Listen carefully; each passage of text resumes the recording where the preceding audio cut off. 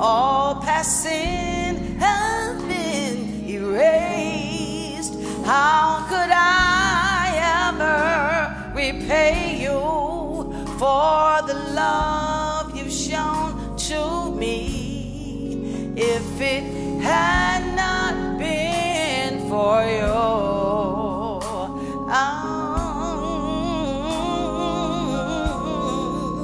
If it had not been for you, I would be lost, I would be crazy, crazy if it had not been for you. I don't know where I'd be.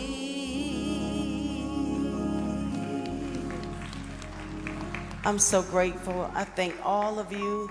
And first of all, I appreciate everyone. I don't want to start calling names because I'll leave someone out. But I appreciate you, and I appreciate you for staying. I appreciate you for staying in this room and not leaving as we hear from Bishop William Murphy, the eulogy. And as we close this out, I appreciate you and I thank you. I thank you for honoring my husband. I thank you for loving him.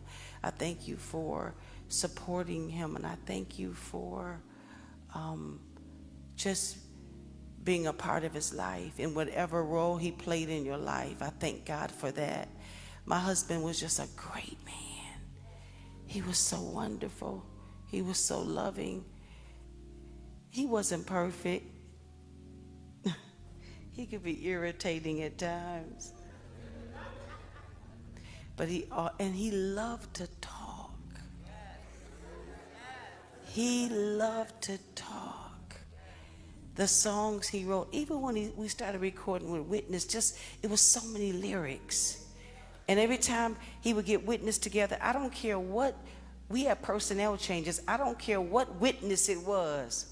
Every song I had to do was 1,000 verses. Lisa, I want you to lead this. And I'm like, why do I have to do the songs with all the words? So no, you just have to do it. I'm reading. It was in the land of Egypt back in the Bible days. God decreed it. He would take his older son, born in every home. Oh, my Lord. But he said, listen, you can always tell a good songwriter, and you can tell where they are in God and in the Word based on their lyrics. What comes out of them, the lyrical content is so important. And I would talk about different songs. We thank the Lord. I believe Bishop Winans had to leave, and I thank God for Pastor Warren Campbell and First Lady Erica. Wave your hand. I love you all so much. Thank you to everyone. I love you all that are here. But he would always talk about different songs. That's why he loved Brother David Frazier. He loved Andre Crouch. He loved lyrics. Then I would say, honey, I got a song. And he'd be like, Lise. No, really, I got a song. So I had one great song that I got on the plane, and I sang it to him. And I said, I really got a song this time, honey. He said, okay, let me hear it. And I said, what was the song? What is the song? What is it? Not blessing. Your love is better than life. That's it, I can remember.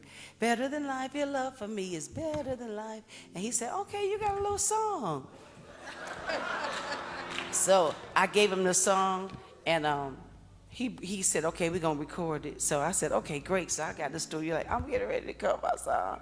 He said, and then I was like, who told you to add a verse to my song? So he was like, no, it has to be complete, Lisa. But I just thank God for him. I thank God for him, a great man of God. It's just so much you could say, but I can't say it all. But I just loved him. I loved him. One thing he said to me after Bishop had the stroke, and he began to, he seemed as if he was improving, and he began to say certain things. And I hear what Tasha was saying, but he said to me, when I walked in the room, he said, I'm not staying here, right? And he said, I'm going home. I said, honey, you can't go home. I said, it's going to be great. I promise you, he said, give me a pen. And I said, huh? He said, You heard him, Jessica. He said, give me a pen. So I'm thinking to myself, oh my God, this man wants a pen, and he's going to put it in his right hand. And his right hand is the one. At first, when he went in the hospital, he couldn't move anything, but he began to move somewhat. And I knew he would have to have therapy, physical therapy. So he said, give me a pen. I was like, oh, I was hoping he would change his mind about that, but he didn't. So I was looking down at my purse. I gave him a pen, and he held the pen in his hand, and he could barely hold the pen. And he looked down almost like, if I can't write, I don't want to be here. He was like, I don't have to be here. He said, I want to go home. I said, you will. And so then I came in the next day, and I was talking to the doctors and the nurses, and I said, he hasn't had any food. I said, and he can't swallow, so are we talking about a feeding tube? What are we talking about here? Because he could only go so long like that.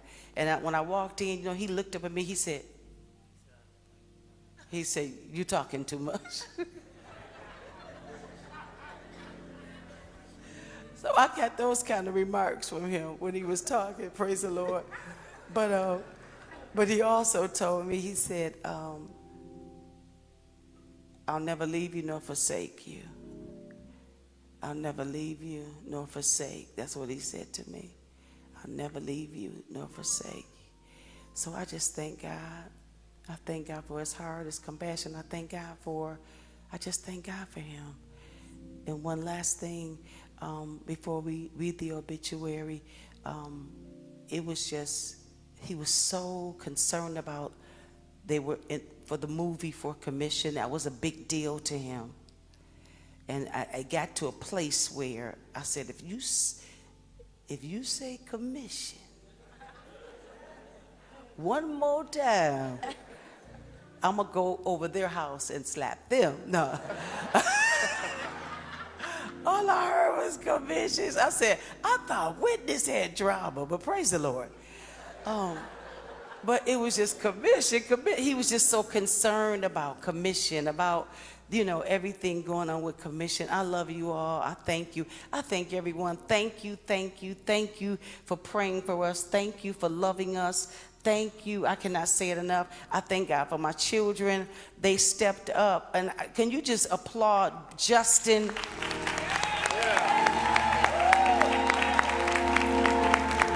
I love you, son. I love you. I love you. Thank you so much. And he told me there in the hospital as his father lay there and he had transitioned. He grabbed me. He said, Ma, I got you. Ma, I got you.